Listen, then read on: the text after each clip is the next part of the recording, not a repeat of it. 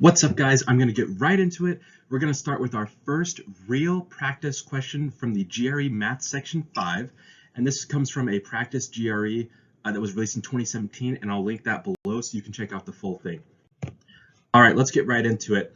So for the first part of Section 5, what you're going to see is a bunch of questions that look like this, where all of the answer choices are the same for each question. So we have A, B, C, D.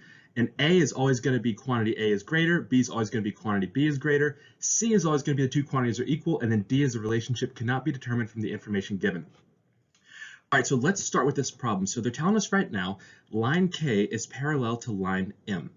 And we have these two quantities here, X plus Y and W plus Z.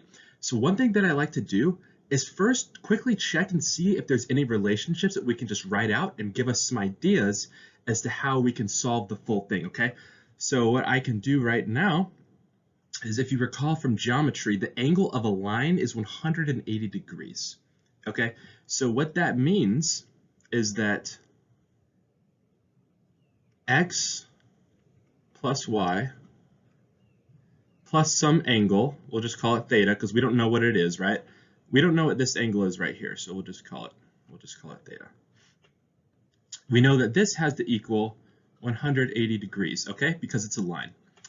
Now the other thing, if you'll recall, the angle, or I should say all of the angles in a triangle also have to add up to 180 degrees. So what that tells us is that angle Z plus angle W plus theta has to equal 180 degrees, right?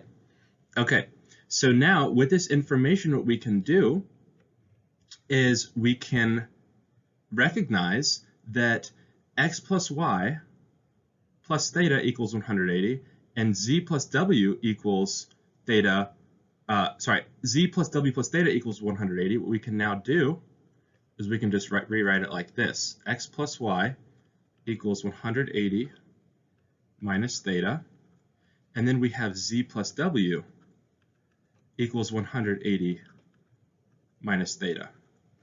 All right, so from this here, we see that X plus Y equals 180 minus theta, and Z plus W also equals 180 minus theta. So therefore, X plus Y equals Z plus W.